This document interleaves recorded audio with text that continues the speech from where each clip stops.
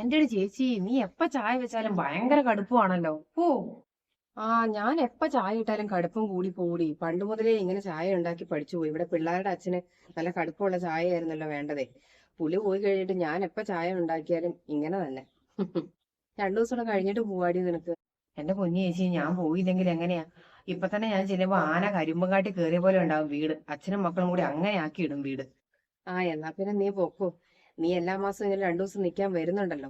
അത് തന്നെ വലിയ കാര്യം. എന്നാലും എന്റെ ചേച്ചിക്ക് ഈ ഗതി വന്നല്ലോ. ഭർത്താവും മരിച്ചുപോയി, രണ്ട് മക്കളെ കഷ്ടപ്പെട്ട് വളർത്തി പഠിപ്പിച്ച് കെട്ടിച്ചും വിട്ടു. രണ്ടെണ്ണം തിരിഞ്ഞു നോക്കുന്നില്ല. അതുങ്ങൾ വിളിക്കുമെങ്കിലും ചെയ്യുന്നുണ്ടോ? ഉം സൗമ്യ UK പോയി കഴിഞ്ഞ പിന്നെ ഒരു പ്രാവശ്യം വിളിച്ചിട്ടുണ്ട്, പിന്നെ വിളിച്ചിട്ടും കൂടിയില്ല.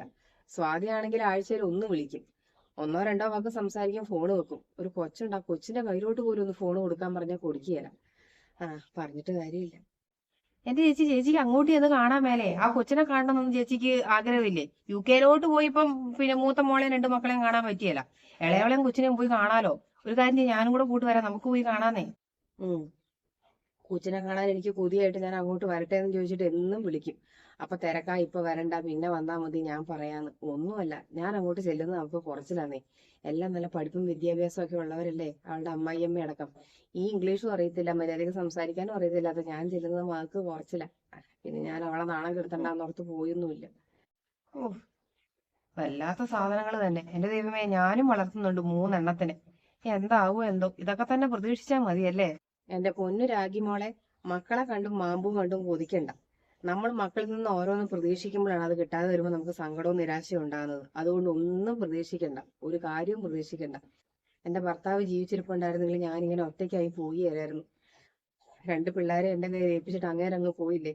അങ്ങേർക്കൊന്നും അറിയണ്ട, എന്നെ ഒറ്റയ്ക്കാക്കി അങ്ങ് പോയി. പിന്നെ അനീത്തിയായി നീ വരുന്നുണ്ടല്ലോ എല്ലാ മാസവും. അതേ ഉള്ളൂ എനിക്ക് ആകപ്പാടെ ഉള്ള ഒരു ആശ്വാസം. തയ്ക്കാൻ കുറേ ഉണ്ട് ചേച്ചി. ഞാൻ പിന്നെ വേറെ എവിടെയാ കൊണ്ട് കൊടുത്താൽ എനിക്കൊരു തൃപ്തിയാവൂല. ചേച്ചി തയ്ച്ചാലേ എനിക്ക് തൃപ്തിയാവുള്ളൂ. തുണിയെല്ലാം കൂടെ കണ്ടിട്ട് പേടിക്കണ്ട. എനിക്ക് ബ്ലൗസ് മറ്റന്നാളത്തേക്ക് വേണം. ബാക്കിയൊക്കെ രണ്ടാഴ്ച കഴിഞ്ഞിട്ടായാലും തയ്ച്ചു തന്നാ മതി. രണ്ടു ദിവസമായിട്ട് തയ്ച്ചിട്ടേ ഇല്ല. അനിയത്തി വന്നിട്ടുണ്ടായിരുന്നേ. അവിടെ വരുമ്പോ പിന്നെ ഞാൻ തയ്ക്കാൻ അങ്ങനെ ഇരിക്കാറില്ല. എല്ലാ മാസവും വരുമല്ലേ അനിയത്തി ചേച്ചിയുടെ കൂടെ രണ്ടു ദിവസം നിൽക്കാൻ വേണ്ടിയിട്ട്. ആ അവളല്ലേ ഉള്ള എനിക്ക്. ചേച്ചിയുടെ മക്കള് രണ്ടുപേരും ഇങ്ങോട്ട് വരാറേ ഇല്ലല്ലോ. സൗമ്യ സ്വാതി ഫോൺ വിളിക്കുമായിരിക്കും അല്ലേ? വിളിക്കാറുണ്ട്. ചേച്ചി, ഞാനൊരു കാര്യം പറഞ്ഞാ ചേച്ചി ദേഷ്യപ്പെടുവോ? എന്താടി? ചേച്ചി ദേഷ്യപ്പെടരുത്, ഒന്നും വിചാരിക്കുകയും ചെയ്യരുത്. ചേച്ചിക്ക് താല്പര്യമില്ലെങ്കിൽ വേണ്ട, ഞാനൊന്നും പറഞ്ഞിട്ടില്ലെന്ന് വിചാരിച്ചാ മതി. നീ കാര്യം പറ. അത് പിന്നെ ചേച്ചി, എന്റെ മൂത്താങ്ങളയുടെ ഭാര്യയെ മരിച്ചുപോയി. ഒരു മകനുള്ളത് അമേരിക്കയില്, ഭാര്യയും കൊച്ചുമായിട്ട് അവിടെ സെറ്റിൽഡാ. അപ്പൊ പിന്നെ ഓഹോ, അപ്പൊ എന്നെ പോലെ നിന്റെ ആങ്ങളെ ഒറ്റയ്ക്കല്ലേ? ആ ആ, അതാ ഞാൻ പറയാൻ വന്നതേ. എന്ത്? ഞങ്ങള് രണ്ട് പെങ്ങന്മാർക്ക് ഈ ആങ്ങളെ ഒറ്റയ്ക്കായി പോയതിൽ ഭയങ്കര സങ്കടമുണ്ട്. എന്ത് ചെയ്യാനാ, ഞങ്ങൾക്ക് രണ്ടുപേർക്കും ഓരോ കുടുംബവും കുട്ടികളും ഒക്കെ ആയിട്ട് ജീവിക്കുമല്ലേ. ഇടയ്ക്കൊന്ന് പോയിട്ട് വരാന്നല്ലാതെ അങ്ങനെ പോയി നിൽക്കാനൊന്നും പറ്റുകയല്ലോ. പിന്നെ അവിടെ ഇഷ്ടം പോലെ പറമ്പ്, വലിയ വീട്, അതൊക്കെ പിന്നെ നോക്കി നടത്തുകയും ചെയ്യണ്ടേ. അപ്പൊ അതുകൊണ്ടിട്ട് ഞങ്ങളുടെ അടുത്തൊന്നും വന്ന് നിൽക്കുകയില്ല. അപ്പൊ ഞാൻ പറയാൻ വന്നത്, ചേച്ചിക്ക് താല്പര്യം ഉണ്ടെങ്കിൽ എന്റെ ആങ്ങളയ്ക്ക് വേണ്ടിയിട്ട് ആലോചിച്ചാലോ എന്ന് ഓർത്തിട്ടാ. അയ്യോ ചേച്ചി, ഇങ്ങനെ ഞെട്ടി ഷോക്ക് അടിച്ചൊന്നും നിൽക്കാതെ. ചേച്ചി നന്നായിട്ട് ആലോചിച്ചിട്ട് മതി. ഞാനിങ്ങനെ പെട്ടെന്ന് പറയുമ്പോഴേ ചേച്ചിക്ക് അത് പെട്ടെന്ന് ഉൾക്കൊള്ളാൻ പറ്റൂല. അതുകൊണ്ട് സമയമെടുത്ത് ആലോചിച്ചിട്ട് മതി. പക്ഷെ അനുകൂലമായിട്ടൊരു മറുപടി തരണമെന്നാ എന്റെ ആഗ്രഹം. ചേച്ചിയോട് ഞാൻ എപ്പോഴും ഇത് പറയണമെന്ന് വിചാരിക്കുവേ, പക്ഷെ പറയാനുള്ള ധൈര്യം ഇല്ലാഞ്ഞിട്ടാ. എന്റെ അടുത്തുള്ള ചേച്ചിയുടെ ഫോട്ടോ ഞാൻ എന്റെ അനിയത്തിനെ കാണിച്ചു കൊടുത്തു.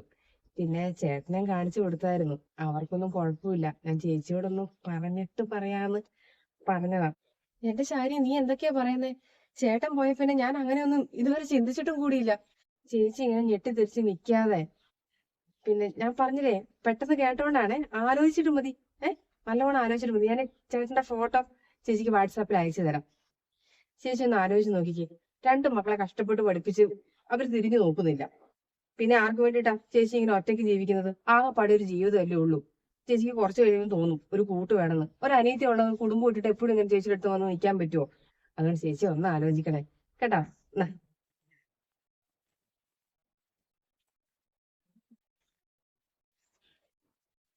7-ാം തീയതി അല്ലേ കല്യാണം? അപ്പം തുണി എടുക്കാൻ വേണ്ടിയിട്ട് നാളെ തന്നെ പോണം. അതിന് ഇനി ഒരു മാറ്റം വേണ്ട. അല്ല, മക്കൾ എന്തു പറഞ്ഞു? മൂത്തവള് എന്നോട് പറഞ്ഞത് എന്തെങ്കിലും ചെയ്തോ, ഞാൻ വരികയില്ല, എന്നോടൊന്നും പറയാൻ വേണ്ടെന്നൊക്കെ പറഞ്ഞു. ഇളയ പുത്രിക്കോ വരുവോ പോലും നാളെ തുണി എടുക്കാൻ വേണ്ടിട്ട്? ഇളയവക്ക് താല്പര്യമൊന്നും ഇല്ലടി. ഫോണിൽ കൂടെ എന്നോട് എന്തൊക്കെയോ ചൂടായി പറഞ്ഞു. ഇന്നിങ്ങോട്ട് വരുന്നുണ്ടെന്നാ പറഞ്ഞെ. അവൾക്ക് ഒട്ടും താല്പര്യമില്ല. ഒന്നും വേണ്ടായിരുന്നു തോന്നുന്നു എനിക്കിപ്പം. ഇത്രയും കാലം ജീവിച്ചില്ലേ, അതുപോലെ അങ്ങ് ജീവിച്ചാൽ മതിയായിരുന്നു. ഇതിപ്പോ പിള്ളേർക്ക് ഇഷ്ടമില്ലാത്ത മൂത്തവൾ അങ്ങനെ പറഞ്ഞാലും എനിക്കറിയാം അവൾക്കും താല്പര്യമൊന്നും ഇല്ലെന്ന്. എന്റെ ചേച്ചി എന്റെ വായിരിക്കുന്ന വലുതാ കേൾക്കും കേട്ടോ. എന്തോരം നല്ല ചേട്ടനാ അത്. നമ്മൾ അവിടെ പോയിട്ട് എനിക്കാണെങ്കിൽ ഭയങ്കരമായിട്ട് അങ്ങ് ഇഷ്ടപ്പെട്ടു പോയി. അവിടുത്തെ ആൾക്കാർക്കൊക്കെ ചേട്ടനെ കുറിച്ച് എന്തൊരു നല്ല അഭിപ്രായമാ. ഓ, ഞാൻ ഓർത്തേട്ടോ, ഭാര്യയും മരിച്ച് ഇങ്ങനെ മകനും അമേരിക്കയിലൊക്കെ ഒറ്റപ്പെട്ടൊക്കെ അല്ലേ കഴിയുന്നേ. അപ്പൊ ഈ കൂട്ടുകൂടി ദുശീലവും കള്ളുകൂടിയും ഒക്കെ കാണുന്ന ഞാൻ ഓർത്തെ. പക്ഷെ നാട്ടുകാരൊക്കെ പറയുന്നത് കേട്ടില്ലേ, അത് മാത്രമല്ല നല്ല ആഢ്യത്തുള്ള ഒരു മനുഷ്യൻ. പുള്ളിയുടെ മകന്റെ ഒരു സന്തോഷം കണ്ടോ. അയ്യോ, അച്ഛൻ നാട്ടിൽ ഒറ്റയ്ക്കാന്നുള്ള വിഷമമായിരുന്നു, അവന് സമയം കിട്ടുമ്പോ ഒക്കെ ഓടി വരുന്ന ചെറുക്കനാന്നാ പറഞ്ഞത്. അപ്പൊ ഇങ്ങനെ ഒരു കല്യാണം വന്നപ്പോഴത്തേക്കും ഭയങ്കര 100 വട്ടം സമ്മതം അവനും അവന്റെ ഭാര്യയ്ക്കും ഒക്കെ.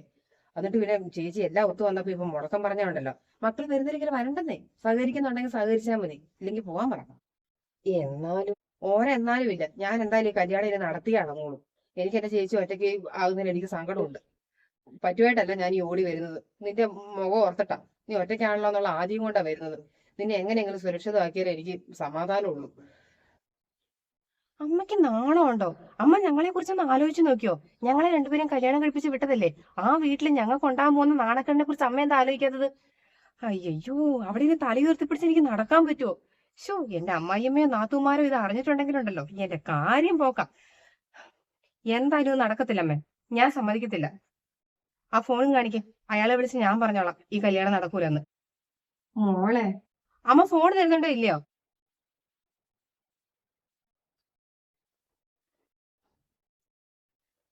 ഓ, ഇതായിരിക്കുമല്ലേ അയാളുടെ നമ്പർ, ദാസേട്ടൻ. കഷ്ടം തന്നെ. ഹലോ ഹലോ, ആശയല്ല, ഞാൻ ആശയുടെ മോളാ. മോളെന്നൊന്നും വിളിക്കണ്ട. ഞങ്ങളോടൊന്നും ആലോചിക്കാതെയാ അമ്മ ഈ കല്യാണത്തിന് സമ്മതം എന്ന് പറഞ്ഞത്. ഞങ്ങൾക്കൊന്നും ഇതിന് താല്പര്യമില്ല. തൽക്കാലം അമ്മേനെ ഇപ്പൊ കെട്ടിക്കാൻ ഞങ്ങൾ ഉദ്ദേശിക്കുന്നില്ല എന്ന് കേട്ടോ പറഞ്ഞത്. നിങ്ങൾ ഈ കല്യാണത്തിൽ നിന്ന് ഒഴിവാകണം. എന്തായാലും ഈ കല്യാണം നടക്കൂല.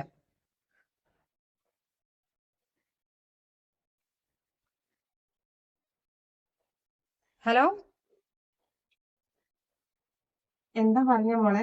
അമ്മ തന്നെ വിളിച്ചു പറ കല്യാണത്തിന് സമ്മതമല്ലെന്ന്. ഞാൻ പറഞ്ഞാ പോരെന്നാ പറയുന്നത്. ഹ്, ഓരോന്ന് ഒപ്പിച്ചു വെച്ചിട്ട്. ഓ, എന്തൊരു വിധിയാ എന്റെ ദൈവമേ. ഇങ്ങനത്തെ ഒരു അവസ്ഥ ജീവിതത്തിൽ വരുന്ന് ഞാൻ വിചാരിച്ചില്ല. അല്ല, എപ്പ തുടങ്ങി ഈ പൂതി? ഇത്ര നാൾ ഇങ്ങനെ ഒരു താല്പര്യമൊന്നും ഇല്ലായിരുന്നല്ലോ. ഇപ്പൊ പെട്ടെന്ന് ഇങ്ങനെ ഒരു പൂതി ഉണ്ടാകാൻ വേണ്ടിട്ട് ഇത് ആലോചിച്ച് വന്ന കല്യാണമാണോ അതോ പ്രേമം വല്ലതും ആണോ? നിർത്തടി അസത്തെ. ഹ്, നീ എന്തൊക്കെയാ പറയുന്നത്, നിനക്ക് വല്ല ബോധമുണ്ടോ? ഏ ഓ, ചിറ്റയുടെ ഉപദേശമാ. ഹാ, അല്ലേ? അതെ, ഞാൻ ഉപദേശിച്ചിട്ട് തന്നെയാണ് എന്റെ ചേച്ചി കല്യാണത്തിന് സമ്മതിച്ചത്. പിന്നെ എന്റെ ചേച്ചിക്ക് ആരെങ്കിലും കൂട്ട് വേണ്ടേ? മക്കളായ നിങ്ങൾ രണ്ടുപേരും തിരിഞ്ഞു നോക്കുന്നുമില്ല, ഒന്ന് വിളിക്കുന്നുമില്ല, പറയുന്നുമില്ല. നിനക്കൊക്കെ ഇടയ്ക്ക് വന്നൊന്ന് സ്വന്തം അമ്മേനെ കാണാലോ, അത് ചെയ്യുന്നില്ലല്ലോ. എന്നിട്ട് ഇപ്പൊ കല്യാണം നടത്തിയപ്പോഴത്തേക്ക് അവൾ ഉറഞ്ഞു തുള്ളി വന്നേക്കുവാ. എന്റെ ചേച്ചിയുടെ കാര്യം ഓർത്തിട്ടെ എനിക്ക് ദണ്ണമുണ്ട്. അതുകൊണ്ട് തന്നെ ചേച്ചിനെ കല്യാണം കഴിപ്പിക്കാൻ വേണ്ടി ഞാൻ തീരുമാനിച്ചത്. നീ ഒന്നും വരുന്നില്ലെങ്കിലോ അന്വേഷിക്കുന്നില്ലെങ്കിലോ കുഴപ്പമില്ല. ചേച്ചിനെ അങ്ങോട്ടൊന്ന് വന്ന് കാണാൻ നീയൊക്കെ സമ്മതിക്കുന്നുണ്ടോ? അപ്പൊ നിനക്കൊക്കെ അമ്മയെന്ന് പറയാൻ കുറച്ചിട്ടായിരിക്കും അല്ലേ? അങ്ങനെയുള്ളവരെ അമ്മ കല്യാണം കഴിക്കുമ്പോ അതിനകത്ത് ഇടപെടാൻ നിൽക്കണ്ട കേട്ടോ. അതെ, എനിക്ക് ജോലിയുണ്ട്, അത് മാത്രമല്ല കുടുംബ ഉത്തരവാദിത്തങ്ങളും ഉണ്ട്. അപ്പൊ അങ്ങനെ എപ്പോഴും വരാനോ വിളിക്കാനോ ഒന്നും പറ്റിയെന്ന് വരില്ല എന്ന് പറഞ്ഞിട്ട് വേറെ കല്യാണം കഴിക്കുവാണോ വേണ്ടത് അമ്മ? അയ്യോ, എന്റെ പൊന്നുമോളെ, കഷ്ടമായി പോയല്ലോ. എനിക്ക് 3 മക്കളും ഭർത്താവും ഉണ്ട്. അവരെ ഇട്ടിട്ടാണ് ഞാൻ എല്ലാ മാസവും എന്റെ ചേച്ചീന്റെ അടുത്ത് 2 ദിവസം വന്ന് നിൽക്കുന്നത്. അത് എന്റെ ചേച്ചിക്ക് ആരും ഇല്ല എന്ന് അറിയാവുന്നത് കൊണ്ടാ. മനസ്സിലായോ? എന്റെ ചേച്ചിയുടെ മുഖം ഓർത്തിട്ടുള്ള ദണ്ണം കൊണ്ടാ ഈ വരുന്നത്. അല്ലാണ്ട് പറ്റുമായിട്ടല്ല. അതുകൊണ്ട് സമയമില്ല, കുടുംബം കൊണ്ട് തിരക്കാമെന്ന് എന്റെ മോൾ എന്നോട് പറഞ്ഞു കളയല്ലേ. ഏ ആ മതി, നിർത്ത്. കല്യാണവും വേണ്ട, ഒന്നും വേണ്ട. വേണ്ട, ഞാൻ തന്നെ വിളിച്ചു പറഞ്ഞോളാം. പോരെ നിനക്ക്? ഗുഡ്. അപ്പൊ ചിറ്റ, അമ്മ പറഞ്ഞത് കേട്ടല്ലോ. ആ അപ്പൊ ചിറ്റയുടെ സ്ഥാനത്ത് നിന്നാ മതി. ചിറ്റ അധികം ഇവിടെ വന്നിട്ട് അമ്മേനെ ഉപദേശിക്കാൻ നിൽക്കണ്ട. എല്ലാ മാസവും വരുന്നുണ്ട്.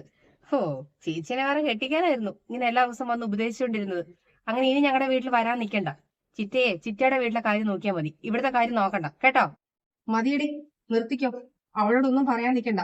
എനിക്ക് അവള് മാത്രമേ ഉള്ളൂ. എല്ലാ മാസവും കുടുംബവും പിള്ളേരെയൊക്കെ ഇട്ടിട്ട് എനിക്ക് കൂട്ടു നിൽക്കാൻ വരുന്നവളാ. അവളോട് ഒരു അക്ഷരം നീ പറഞ്ഞു പോകരുത്. ഞാനേ ഈ കല്യാണം കഴിക്കാൻ വേണ്ടി തന്നെ തീരുമാനിച്ചു. നിനക്കൊക്കെ പറ്റുമെങ്കിൽ വന്ന് സഹകരിക്കേ. അല്ലെങ്കിൽ നീയൊക്കെ ഇനി മേലാൽ ഇങ്ങോട്ട് വരണമെന്നില്ല. ഈ വീട് സ്ഥലമൊക്കെ എന്താ ചെയ്യേണ്ടതെന്ന് എനിക്കറിയാം. ഇതൊന്നും പാരമ്പര്യമായിട്ട് കിട്ടിയതൊന്നുമല്ല. ഞാൻ നിന്റെ അച്ഛനും കൂടെ കഷ്ടപ്പെട്ട് പണിയെടുത്ത് ഉണ്ടാക്കിയതാ. അതുകൊണ്ട് നിനക്കൊക്കെ പറ്റുവാണെങ്കിൽ വന്ന് സഹകരിക്കും. അപ്പൊ സ്വാതി മോളെ, നാളെയാണ് തുണിയെടുക്കാൻ പോകാൻ തീരുമാനിച്ചേക്കുന്നേ. നീ വരുവാണെങ്കിൽ ഒരു സാരിയോ ചുരിദാറോ എന്തെങ്കിലുമൊക്കെ വാങ്ങി തരാം. അപ്പൊ എങ്ങനെയാ, നാളെ തരുവോ? നാളെ ഞാൻ കടയിലേക്ക് വന്നോളാം. പിന്നെ കല്യാണം 7-ാം തീയതിയാ വെച്ചേക്കുന്നത്, അടുത്ത മാസം. അപ്പം വരികയല്ലേ? തലേദിവസം വരാം. അത് പോരെ? മതി ധാരാളം മതി.